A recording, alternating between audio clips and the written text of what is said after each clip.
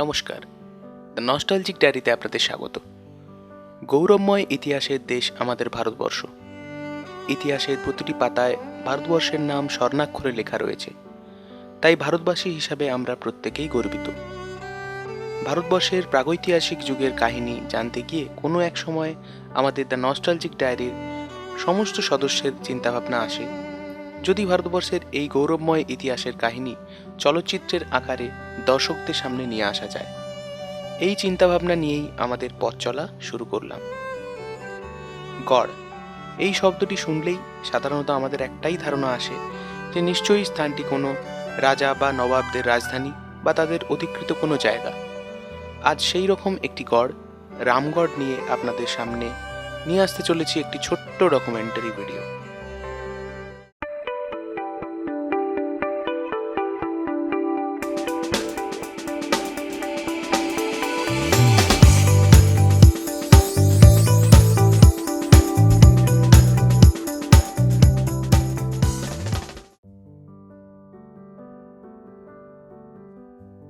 আপনাদের সকলকে আরও একবার দ্য নস্টালজিক ডায়েরিতে স্বাগত জানাই। দ্য নস্টালজিক ডায়েরিতে আজকে আমরা আপনাদের সামনে তুলে ধরব পশ্চিমবঙ্গের ঝাড়গ্রাম জেলার অন্তর্গত রামগড়ের রাজবাড়ি ও রাজবংশের ইতিহাস। প্রথমেই একটু জেনে নেওয়া যাক রামগড় কিভাবে যাওয়া যায়। ঝাড়গ্রাম শহর থেকে 32 কিলোমিটার দূরে অবস্থিত রামগড়। ঝাড়গ্রাম থেকে ভায়া লালগড় রামগড়গামী রাস্তাতে রামগড় আসা যেতে পারে। এছাড়া মেদিনীপুর থেকে পিড়াকাটা ভায়া লালগড় রামগড় রাস্তাতেও আসা যেতে পারে। এছাড়াও চন্দ্রকোনা রোড থেকে ভায়া গোয়ালতোড় রামগড় রাস্তাতেও আসা যেতে পারে। আমাদের সুবিধার্থে আমরা চন্দ্রকোনা রোড ভায়া গোয়ালতোড় রামগড় রাস্তাটি বেছে নিই। বেরিয়ে পড়লাম রামগড়ের পথে। দুদিকে শাল জঙ্গল, মাঝখান দিয়ে রাস্তা। এগিয়ে চললাম। পশ্চিমবঙ্গের মানুষ জঙ্গলমহল এই নামটির সাথে খুবই পরিচিত। ঝাড়গ্রাম, পশ্চিম মেদিনীপুর ও বাঁকুড়া জেলার কিছু জঙ্গল বেষ্টিত অংশকেই জঙ্গলমহল আখ্যা দেওয়া হয়। আমরা এগিয়ে চললাম। প্রায় রামগড়ের কাছাকাছি এসে পৌঁছলাম।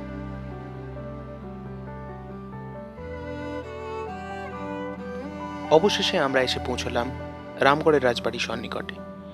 এই হলো রামগড়ের রাজবাড়ি। রাজবাড়ির সম্মুখ প্রান্ত দেখেই মনে হচ্ছে যেন অনেক অতীত ইতিহাস জড়িয়ে আছে এই রাজবাড়ির সঙ্গে। এটি রাজবাড়ির একদম সামনের অংশ, প্রায় ভগ্নদশা। বর্তমানে এটি ঝাড়গ্রাম পূর্ত দপ্তরের আওতায় রয়েছে। রাজবাড়ির সমস্ত অংশে যাওয়া এখন প্রায় নিষিদ্ধ, তাও আমরা চেষ্টা করছি আপনাদের অনেকটাই বিস্তৃতভাবে দেখানোর জন্য।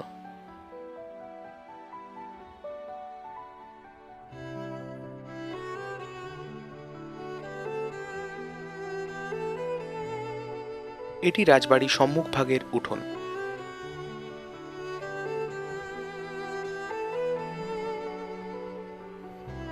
উঠোনের পাশেই রয়েছে কালাচাঁদ জিউর মন্দির। এটি রাজবাড়ির পুরনো কারুকার্য করা স্তম্ভের প্রাচীর।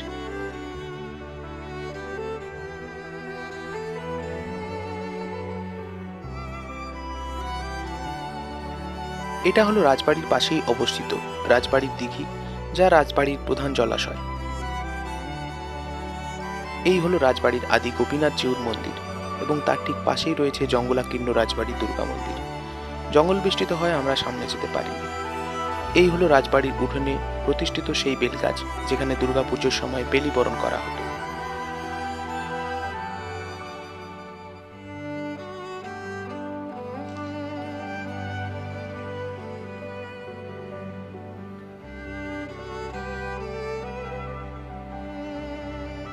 এই হলো রাজবাড়ির সম্মুখভাগে অবস্থিত দুর্গ, যেখানে সম্ভবত সেনারক্ষীরা থাকতেন। এটি নতুনভাবে সংস্কার করেন শেষ রাজা রঞ্জিত কিশোর সিংহ সাহস রায়।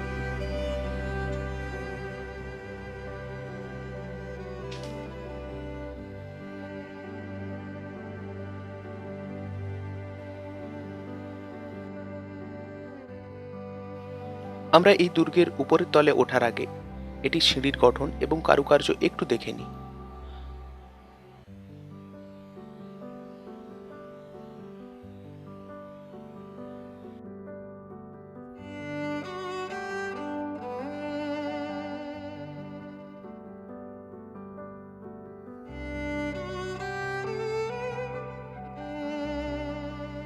আমরা সিঁড়ি দিয়ে উপরে উঠলাম।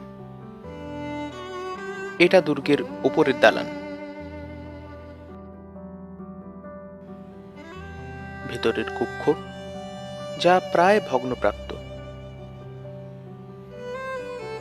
আগেকার আমলের কড়ি দরগা দিয়ে তৈরি ছাদ।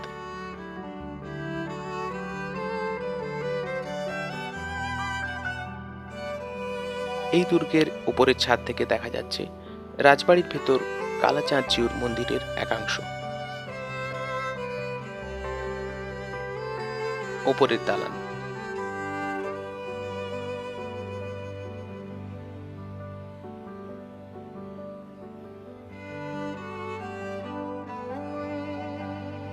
দেখতে পাচ্ছি রাজা রঞ্জিত কিশোর সিংহ শাস রায়ের নামের লোগো, যা দুর্গের সামনের দিকে নকশার উপর খোদিত আছে।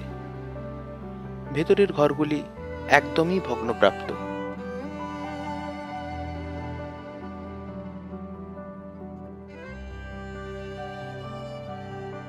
এবার আমরা আসব মূল রাজভবনের দিকে। ভবনটি তৈরি করেছিলেন রাজা বাহাদুর সিংহ সাহস রায় 1263 বঙ্গাব্দের 29শে বৈশাখ, যা পুনঃসংস্করণ করেন শেষ রাজা রঞ্জিত কিশোর সিংহ সাহস রায়। ভবনটির নাম রাজা রঞ্জিত সিংহের মাতার নাম অনুসারে কৈবল্য ভবন। ভবনের সামনে স্তম্ভের উপর গরুর দেবের মূর্তি।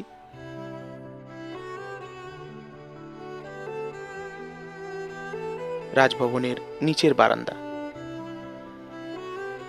এখন রাজভবনের ভগ্নদশার জন্য দ্বিতীয় তলে ওঠা নিষিদ্ধ, তাও আমরা চেষ্টা করছি উপরের তলের কিছু চিত্র আপনাদের সামনে তুলে ধরার। এটা হলো রাজভবনের উপরের বারান্দা।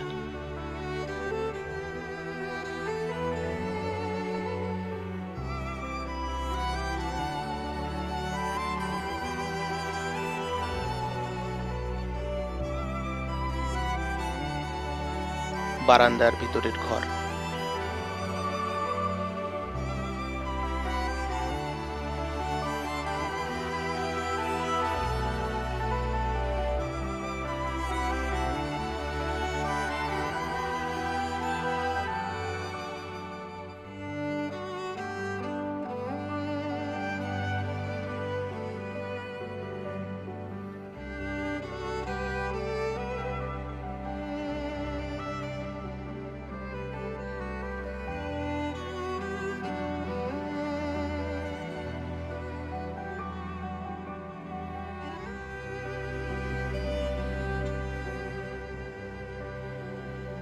রাজবাড়িটি চারিদিকে সমানভাবে অবস্থিত এবং মাঝখানে উঠোন। প্রতিটি দিকে নিচে 5টি এবং উপরের তলায় 5টি, এইভাবে চারদিক মিলিয়ে 40টি কক্ষ বিশিষ্ট এই রাজবাড়ি।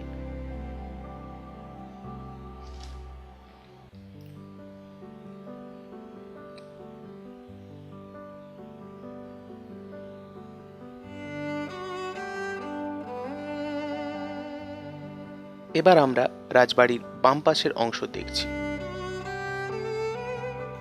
বলাই যায় রাজাদের দূরদর্শিতা ছিল অনেক। রাজবাড়ির পেছনের দিকে কোনো জানলা দরজা নেই ডাকাতির আক্রমণ থেকে রক্ষা পেতে।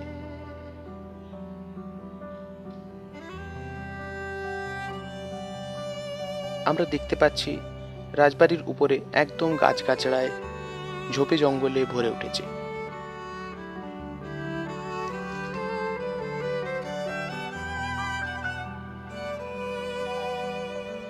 এই হলো রাজবাড়ির পেছনের দিক, একদম গাছগাছড়ায় ভরে উঠেছে, একদম ভগ্নস্তূপ, ভেতরে প্রবেশ করা যায় না। আমরা দেখলাম রাজবাড়ির বিভিন্ন অংশ। এবার আমরা স্থানীয় মানুষজনের কাছ থেকে শুনে নেব এই রাজবাড়ি ও মন্দিরের সম্বন্ধে। সঙ্গে থাকুন।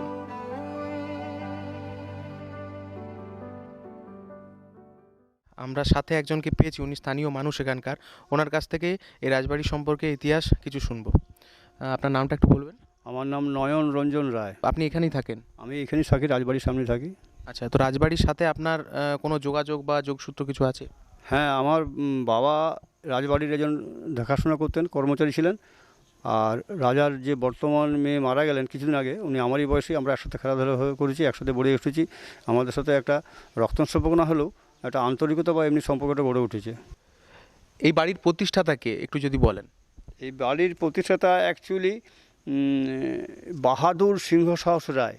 আপাতত এনাদের যে উত্তরসূরি যারা আছে ওনারা কি এখনো বেঁচে কেউ আছেন বা উত্তরসূরি কেউ আছেন?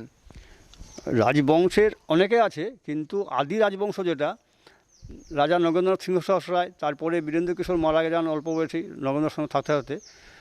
তার একমাত্র পুত্র রাজা রঞ্জিত কিশোর সিংহ সাহস রায়, যেটা রামগড়ের রাজা, শেষ রাজা, তার পুত্র নেই, একমাত্র কন্যা ছিলেন, তিনিও কিছুদিন হলেও মারা গেছেন। তার রাজার মেয়ের দু ছেলে আছে, নাতি, আর অ্যাকচুয়ালি রঞ্জিত কিশোরের দু নাতি, দুলালী সিংহ সাহস রায়। পরে উনার বিয়ে হয়ে যাওয়ার পর শুধু দুলালীরাই হয়, সনতার সাথে বিয়ে হয়, এবং ওই দুলালীরই দু ছেলে আছে, রাজবংশ বলতে ওরা আছে। ওনারা এখন কোথায় থাকেন? এখন মিদনাপুরে থাকে, ক্ষুদিরাম নগরে, কমার্স কলেজের সামনাসামনি বাড়ি। আচ্ছা আচ্ছা, আমরা একটা জিনিস একটু জানতে চাইবো, এই যে ভবনের নাম হয়েছে কৈবল্য ভবন, এটা কেন হয়েছে? রাজা রঞ্জিত কিশোর সিংহ সাহসের রায়ের মায়ের নাম হচ্ছে কৈবল্যদায়িনী দেবী। পরে যখন এই বাড়িটা সংস্কার করা হয়, তখন রাজা উনার মায়ের স্মৃতির রক্ষার্থে কৈবল্যদায়িনী ভবন লিখেছেন, এবং উনার কৈবল্যদায়িনী স্মৃতির রক্ষার্থে মিদনাপুরে একটা কলেজ করেছেন, যেটা বর্তমানে কেডি কলেজ বলা হয়। সেটা কলেজটা হচ্ছে কৈবল্যদায়িনী কলেজ অফ কমার্স। এই যে মন্দির, এতে প্রত্যেক দিন প্রতিনিয়ত পুজো হয়, এই মন্দিরটা সম্পর্কে যদি একটু বলেন, কে প্রতিষ্ঠা করেছিলেন, কিসের, কোন দেবতার মন্দির? এটা অ্যাকচুয়ালি কৃষ্ণের মন্দির, কিন্তু কথিত আছে এক সাধু ঠাকুর ছিলেন, এটা কানাইয়ালাল, উনি এসে বাড়িতে এসে আশ্রয় নিয়েছিলেন। সেই সময় মন্দির তখন হয়নি। যখন সাধু ফিরে যাবেন তখন আর তুলতে পারেননি, সাধু ঠাকুর কৃষ্ণরা উঠেননি। তখন সে সাধু বাবা কেঁদে কেঁদে কেঁদে কেঁদে সারাদিন যখন এই চোখের জল ফেলে, তখন বললেন যে তুই আজ থেকে কানাইয়ালাল নয়, তুই আজ থেকে কালাচাঁদ। তারপরে রাজবাড়িতে থেকে যায় কালাচাঁদ হিসাবেই, এবং পরে এই মন্দির প্রতিষ্ঠা করেন। সম্ভবত বাহাদুর সিংহ সাহস রায়ের আমলে এই মন্দির প্রতিষ্ঠা হয়। তারপর থেকে অবধি এই মন্দির পুজো পাশা হয়ে আসছে। মাঝখানে 1376 বাংলার এরকম একটা ডেটে, ইংরেজি সম্ভবত 71 হবে, 1971 হবে। সেই সময় একটা ডাকাতি হয়, তখন আমরা ছোট ছিলাম। এই মন্দিরের কপাট ছিল পুরো রূপোর, শ্রীমতী ছিল 8 কিলো সোনার। আমরা দেখেছি, গ্রামবাসীরা সেই সময়ের আমাদের বয়সী যারা সবাই দেখেছে। সেই সময় কিছুদিন এটা পরিত্যক্ত অবস্থায় থাকে। রাজা রামগড়ের রাজা রঞ্জিত কিশোর তখন উনার বাসভবন যেটা মেদিনীপুরে, ওখানে উনি ঠাকুরকে নিয়ে চলে যান। এটা আমার বাবা রাজাকে বললেন যে আপনি বিগ্রহ নিয়ে যেতে পারেন, কিন্তু ঠাকুর মন্দিরে আছে। আমার বাবা নিজ উদ্যোগে দুবেলা সন্ধ্যা করতেন, দুবেলা পুজো করতেন। পরবর্তীকালে আমিও করি, কলেজ প্রতিষ্ঠা হওয়ার আগে পর্যন্ত আমি পুজো পোষা চালিয়ে এখনও পর্যন্ত যথাসম্ভব পুজোটা করার চেষ্টা করি। রিসেন্ট কয়েক বছর হলো কলেজের থেকে অনুমোদন পেয়ে বা একটা নতুন করে আবার রাধাকৃষ্ণের মূর্তি প্রতিষ্ঠা কালাচাঁদের নামে দিয়েই পুজো পাশা হচ্ছে। দুবেলায় পুজো পাশা হয়, জন্মাষ্টমীতেও একটু ধুমধাম করে পুজো হয় আরম্ভ করে, রাধাষ্টমীতে হবে। বিশেষ বিশেষ দিনগুলোতে আমাদের পুজো পাশা আমরা করি। এই হলো রাজবাড়ির উঠোনে প্রতিষ্ঠিত কালাচাঁদ জিউর মন্দির। মন্দিরটি প্রতিষ্ঠা করেছিলেন রাজা বাহাদুর সিংহ সাহস রায়। কি সুন্দর গঠন মন্দিরের, 17 চূড়া বিশিষ্ট এই মন্দির। এখনো প্রতিনিয়ত পূজা হয় এই মন্দিরে। এটি মন্দিরের সামনের দিকের অংশ। মন্দিরের দরজায় ঢুকতেই দেখা যায় মন্দিরের প্রহরীর মূর্তি। একসময় রূপোর দরজা ছিল মন্দিরে। আমরা মন্দিরের ভেতরে প্রবেশ করলাম। এখন সেই পুরনো কালাচাঁদ জিউর মূর্তি নেই। সেটি শেষ রাজার কন্যা দুলালী দেবীর মেদিনীপুরের বাসভবনে রয়েছে। গভর্নমেন্ট থেকে একটি রাধাকৃষ্ণের মূর্তি মন্দিরে স্থাপন করা হয়েছে। কি সুন্দর মূর্তি! মন্দিরের ভিতরের কারুকার্য,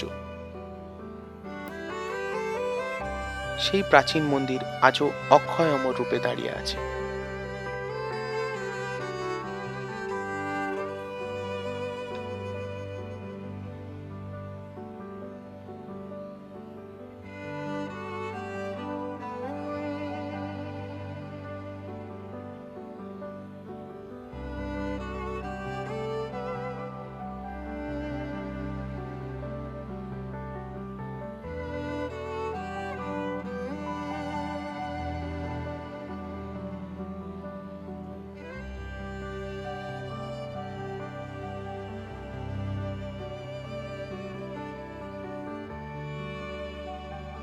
মন্দিরের পাশে রয়েছে শেষ রাজা রঞ্জিত কিশোর সিংহ সাহস রায়ের সমাধি। এই সেই সমাধি। আমরা রাজবাড়ির প্রায় সমগ্র অংশই দেখলাম। ঝাড়গ্রাম পূর্ত দপ্তর সোশ্যাল সেন্টারের নির্দেশ অনুসারে এখন এই ভগ্নপ্রাপ্ত রাজবাড়ির ভেতরে প্রবেশ নিষিদ্ধ। এবার আমরা এই রাজবংশ সম্বন্ধে বিশদে জানতে গিয়েছিলাম রাজবংশজাত পূর্বপুরুষদের যোগসূত্র অনুসারে রাজবংশের উত্তরসূরিদের কাছে, যারা পাশের পাড়াতেই থাকেন। জেনে নেব তাদের কাছ থেকে রাজবংশের ইতিহাস। সঙ্গে থাকুন।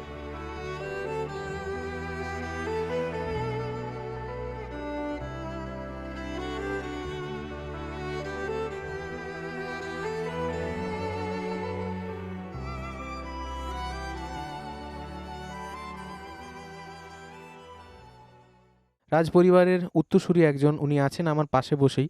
ওনার সম্পর্কে একটু জিজ্ঞেস করব, ওনার নাম জিজ্ঞেস করব, ওনার পরিচয় নেব, তারপর উনি রাজবাড়ির সম্পর্কে এবং রাজপরিবারের সম্পর্কে কিছু জানাবেন, আমাদের তথ্য দেবেন। তো নমস্কার, আপনার নামটা একটু বলবেন। মানস কুমার সিংহ সহস রায়। আমি এই রামগড় রাজ ফ্যামিলিরই ছেলে। রাজ ফ্যামিলির সাথে যে এটা পুরুষ অনুযায়ী অনেক ইয়েতে চলে এসেছি। তো রাজ ফ্যামিলির সাথে আমরা অতপ্রতভাবে এখন জড়িত নই।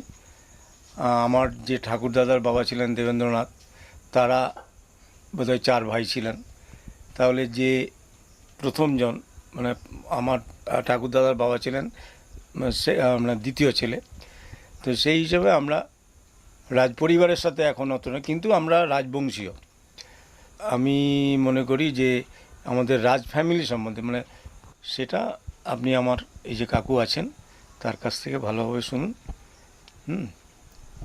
আরেকজন উত্তরসূরি, উনি রাজবাড়ির উত্তরসূরি একজন, রামগড় রাজবাড়ির। তো ওনার কাছ থেকে ওনার পরিচয় জানবো এবং ডিটেলসে এই রাজ ফ্যামিলি সম্পর্কে কিছু জানবো, তথ্য। আপনার নামটা একটু বলবেন। ভোলানাথ সিংহ সাহস রায়। আচ্ছা, এই রামগড় লালগড়, আমরা যেটা শুনেছি মেদিনীপুর জেলার ইতিহাস পড়ে যে রামগড় এবং লালগড় দু ভাইয়ের দুটো রাজত্বর জায়গা ছিল। তো আপনার কাছে একটু জানতে চাইবো, এই যে রামগড় কিভাবে তৈরি, এই যে বসতি স্থাপন হয়েছে এটা, সেটা কিভাবে তৈরি, আর রাজবাড়ির একদম সূচনা কোথা থেকে, সেটা নিয়ে একটু যদি কিছু বলেন। নমস্কার। দেখুন, ইতিহাস যে কথা বলে, বিভিন্ন ঐতিহাসিক বা লেখক যাই হোক না কেন বিভিন্ন মত প্রকাশ করে থাকেন। এর আগে যে সকল তথ্য অনেক সংস্থা থেকে এসেছেন তারা নিয়ে গেছেন। আমাদের পদবী সম্পর্কেও আমি শুনেছি কিভাবে তারা অপব্যাখ্যা করেছেন, কিন্তু সেটা প্রকাশ করার সুযোগ আমি পাইনি। আজ এনাদের মাধ্যমে আমি সেই সুযোগ পেয়েছি, নিজেকে ধন্য মনে করি। আমি যতটুকু জানি, এটা কোনো লিখিত ইতিহাস নেই। রামগড় ইতিহাস, রামগড় রাজবাড়ির ইতিহাস শ্রুতি হয়ে আছে। তো আমার ছোটোবেলার একটা নেশাই ছিল বয়স্কদের কাছে রাজ পরিবারের গল্প শোনার। সেই সূত্রেই আমি যতটুকু জানি, বা আমাদের এই বংশধরের কাছ থেকে আমাদের যে কুর্সিনামা বলে বংশ তালিকা, সেটা সংগ্রহ করা আছে আমার কাছে এই ডায়েরিতে। সেটা ওনারা জানতে চাইলে আমি সাল ধরে বলে দিতে পারি। তো ওনারা যে প্রশ্নটা করেছেন খুব ভালো প্রশ্ন। আমি যতটুকু জানি মানে শ্রুতি গল্পের মাধ্যমে যেটুকু আমি জেনেছি, বাবা ঠাকুরদা বা পাড়ার বয়স্কদের কাছে রাজপরিবারের অতি ঘনিষ্ঠ যে সকল বয়স্ক ছিলেন তাদের কাছ থেকে আমি যতটুকু জানি সেইটুকু ইতিহাস আমি বলার চেষ্টা করছি। দেখুন, প্রথমে আমাদের পূর্বপুরুষরা রাজা হয়ে আসেননি, এটাও কানপুর থেকে এসেছিলেন। যেটা প্রচার প্রকৃতই জগন্নাথ দেবের দর্শনদে তীর্থযাত্রায় বেরিয়েছিলেন। তীর্থযাত্রায় বেরিয়ে যাওয়ার পর ওনাদের এই মেদিনীপুরই বলা যায়, মেদিনীপুরের পশ্চিম অঞ্চল যেটা বর্তমান ঝাড়গ্রাম জেলা, তারই মাঝখান দিয়ে কংসাবতী নদী বয়ে গেছে, তারই তীরে এসে বসবাস করেন। জায়গাটাকে ভালো লেগে সেখানে এখনও পর্যন্ত পুরানো শিব মন্দির রয়েছে, বলরামপুর বলে জায়গাটা। সেখানে এখনও একটা হামার ঘর রয়েছে রাজাদের। তারপরে বন্যার জন্য, কংসাবতীর ধারে তো, বন্যার জন্য ওনারা উঠে চলে আসেন উত্তর দিকে। উত্তর দিকে রামগড় তখনও নাম হয়নি। উত্তর দিকে এসে ঘন জঙ্গলাবৃত পরিবেশ, সেখানে তারা বসবাস করতে থাকেন। ওখানে তখন এই এলাকাটা আদিবাসী অধ্যুষিত এলাকা। সাঁওতাল, মাহাতো এই সকল অধিবাসীদের বসবাস। গভীর জঙ্গলের মাঝে মাঝে ছোট্ট ছোট্ট গ্রাম। সেই গ্রামে তখন তারা সন্ধান করতে থাকেন কোথায় কি গ্রাম রয়েছে। এইভাবে তারা গ্রামগুলো সন্ধান করেন, মানুষজনের সঙ্গে পরিচিত হন। এইভাবে হতে হতে বেশ কয়েক বছর কেটে যায়। এমন সময় বর্গীর আক্রমণ হয়। বর্গী আক্রমণ, প্রায় তারা ঘর টর জ্বালিয়ে গ্রামের পর গ্রাম, ওই যে আগে বললাম ছোট ছোট গ্রাম, মাহাতো, আদিবাসী, এই সকল গ্রামগুলোতে তারা লুটতরাজ আরম্ভ করত, আগুন জ্বালিয়ে দিত, খুন জখমও করত। এইরকমভাবে তারা যখন লুটতরাজ করতে থাকে, একদিন রামগড়ের ওই রাজ পরিবারেও মাটির বাড়ি, খড়ের ছাওয়া, আগুন অগ্নিসংযোগ করে আগুন লাগিয়ে দেয়। জয়সিংহ রাজসিংহ বর্গী আক্রমণে নিহত হয়ে গেল। তো তখনকার রাজ পরিবার বলতে তো বিরাট স্ট্যাটাস নয়, তখন দুটি ছেলে তাদেরই বংশের, বাইরে যেটাকে আমরা রাখাল ছেলে বলি, বনে বনে গরু চড়ায়, তাদের সঙ্গে খেলতে চলে গেছিল। তারা জীবিত থাকে। জীবিত থাকার পর ফিরে এসে দেখে ভস্মাবশেষ। তারা ওই আদিবাসী এবং মাহাতো সম্প্রদায়ের মধ্যেই মানুষ হয়। তাদের ভিতরে একটা প্রতিশোধ স্পৃহা জেগে ওঠে বর্গীদের উপরে। তখন ওরা মাহাতো এবং আদিবাসী সম্প্রদায়কে নিয়ে একটা ফৌজ গড়ে তোলে, সৈন্যদল গড়ে তোলে। এইভাবে একদিন হঠাৎ করে আক্রমণ হয়। সেই সময় রামচন্দ্র এবং লক্ষণচন্দ্র, যুবক, পূর্ণ যুবক, দু ভাই, রাজার বাড়িতে একটা তরোয়াল ছিল, আমিও দেখেছি, সেটাকে ধূপ বলতো। দুপাশেই ধার, ইতিহাসও অনেক ছবিতে দেখা যায় বা মিউজিয়ামও দেখা যায়, তরবারিটার দুপাশেই ধার, দুপাশেই কাটা যায়। সেই রকম তরবারি রামচন্দ্রের হাতে ছিল, ভাইয়ের হাতেও তরবারি ছিল লক্ষণচন্দ্রের। তারা প্রবল আক্রমণ করে সাঁওতাল এবং মাহাতো সৈন্যদল নিয়ে, তীর ধনুক, লাঠি টাঙ্গে, তখনকার দিনে এই তো তরোয়াল, ঢাল তরোয়াল, এই যুদ্ধ আরম্ভ হয়। সেই যুদ্ধে বর্গীদের মেদিনীপুর জেলার থেকে বাঁকুড়া জেলা পার করে, অর্থাৎ কংসা নদী পার করে বিহারের ধলভূমগড়ে পৌঁছে দিয়েছিল।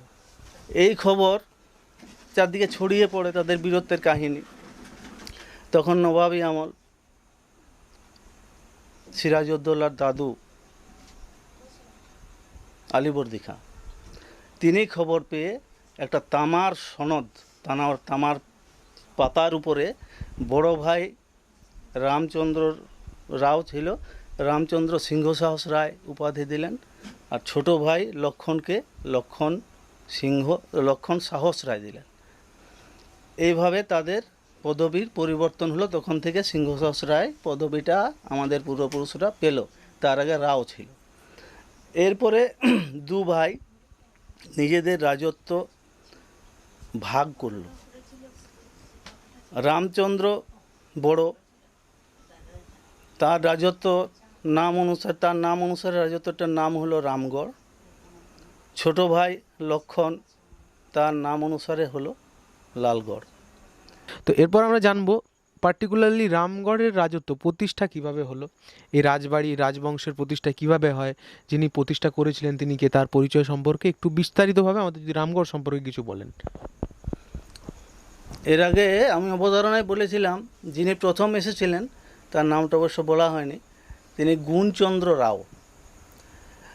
উনি বলরামপুরে ছিলেন, ওখান থেকে উঠে বুড়িশালে এসেছিলেন।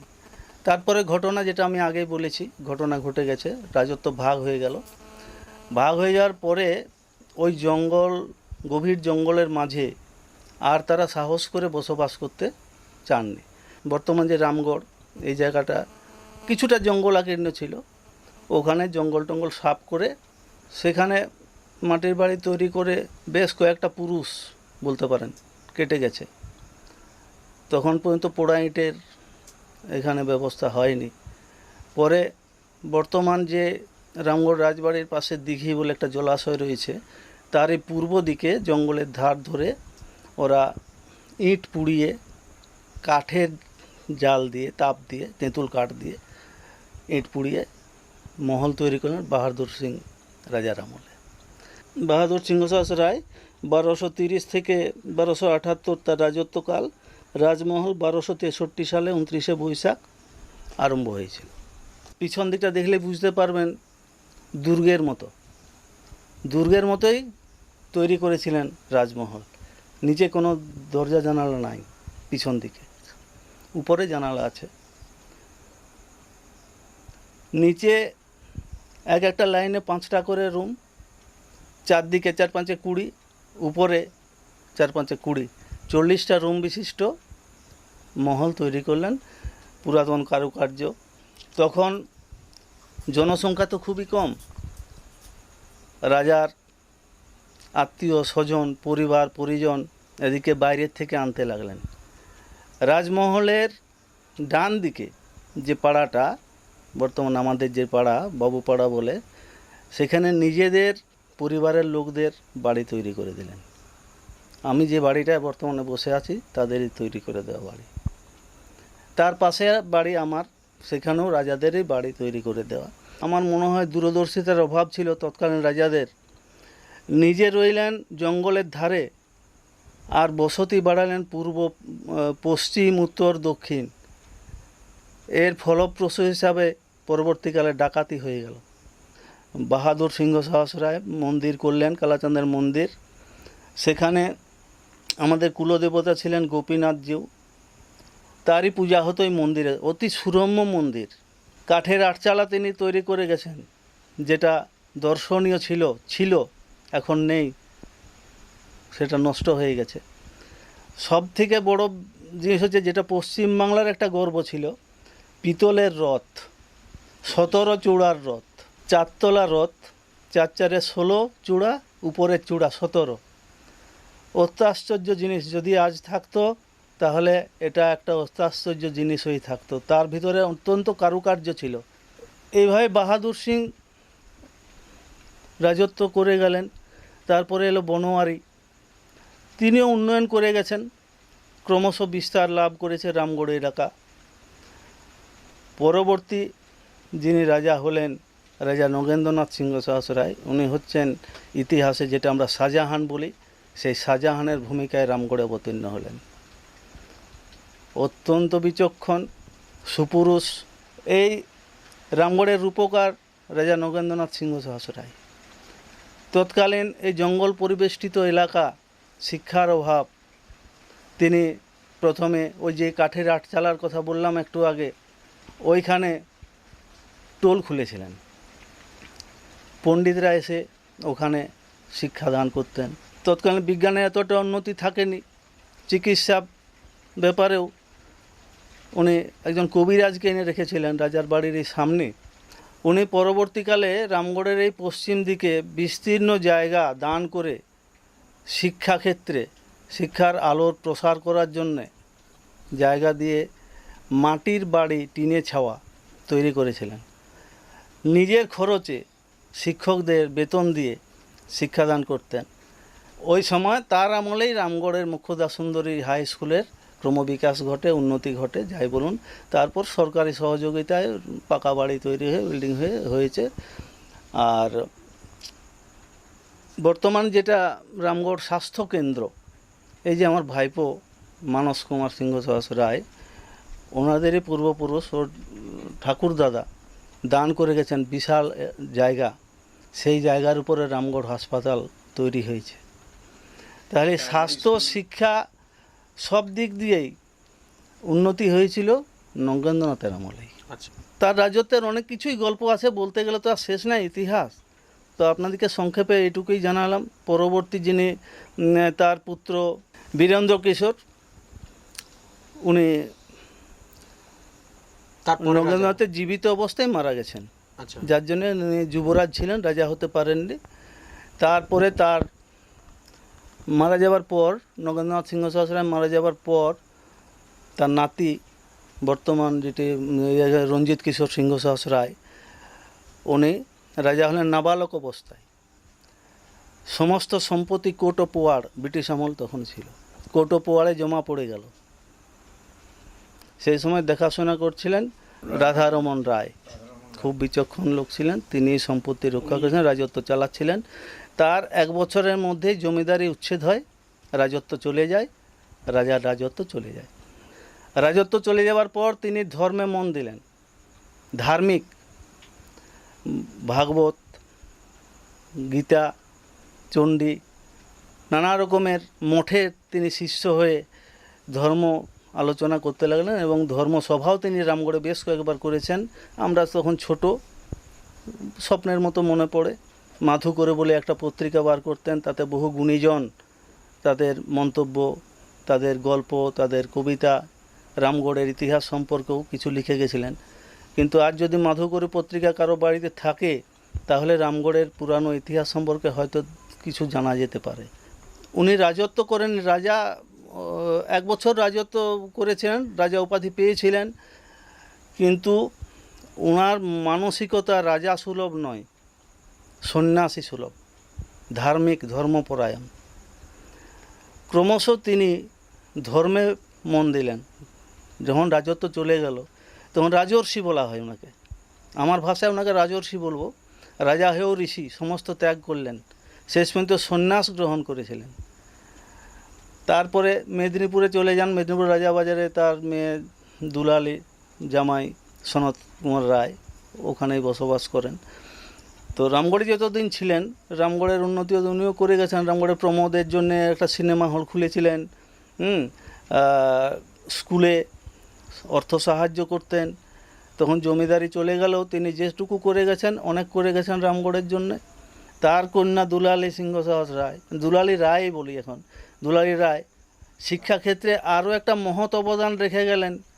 রামগড়ের তার জমিদারের যে মহলের পাশে যে জায়গা, সেই জায়গা দান করে সেখানে এখন ইঞ্জিনিয়ারিং কলেজ, পলিটেকনিক কলেজ হয়েছে, রাজা রঞ্জিত কিশোর পলিটেকনিক কলেজ বলে। আমাদের খুব সৌভাগ্য যে রাজ পরিবারেরই একজন উত্তরসূরি আমার পাশে রয়েছেন। যেটা ইতিহাস আমি বলেছিলাম, রাজা নগেন্দ্রনাথ সিংহ সাহস রায়ের ছেলে বীরেন্দ্র কিশোর, আর তার 4 বোন ছিলেন, সুষমা, সুরমা, অনুপমা, মনোরমা। আপনার মায়ের নাম? আমার মায়ের নাম হ্যাঁ, ওই ছোট মেয়ের, রাজার নগেন্দ্রনাথ সিংহ সাহস রায়ের ছোট মেয়ের মেয়ে, অর্থাৎ তার কি বলবো, নাতনি, তিনি আমার পাশে বসে আছেন। ইউটিউব নস্টালজিক ডায়েরিকে অনেক ধন্যবাদ। ওনারা অনেক দূর থেকে এসে এখানে তথ্য নেওয়ার জন্য এবং এটা প্রচার করারও তারা চেষ্টা করছেন, সেই জন্য অসংখ্য ধন্যবাদ। আমরা চাই ওনারা আবার আসুন, আরও তথ্য সংগ্রহ যদি করতে চান, আমাদের যতটুকু জানা আছে আমরা সাহায্য সহযোগিতা করব। রামগড়ের রাজবাড়ির ইতিহাস এবং রাজবংশের ইতিহাস একটা গৌরবময় অধ্যায় ইতিহাসে। তো আমরা জানলাম অনেক কিছুই ওনাদের কাছ থেকে, ওনাদের অনেক ধন্যবাদ জানাবো আমাদের এত সুন্দর একটা তথ্য জানাবার জন্যে এবং আমাদের সাথে এতটা সময় কাটানোর জন্য। আপনাদের অনেক ধন্যবাদ, ধন্যবাদ সবাইকে। এই ছিল আমাদের আজকের ডকুমেন্টারি ভিডিও, রামগড় রাজবাড়ি ও রাজবংশের ইতিহাসের কাহিনী। উত্তরসূরিদের কাছ থেকে পাওয়া তথ্য অনুযায়ী রামগড় রাজবাড়ি ও লালগড় রাজবাড়ির মধ্যে এক যোগসূত্র রয়েছে, যা আমরা আমাদের দ্য নস্টালজিক ডায়েরির আগামী পর্বে আপনাদের সামনে নিয়ে আসব। ততক্ষণ ভালো থাকবেন, সুস্থ থাকবেন। ভিডিওটি ভালো লাগলে অবশ্যই লাইক, শেয়ার এবং চ্যানেলটি সাবস্ক্রাইব করবেন। ধন্যবাদ।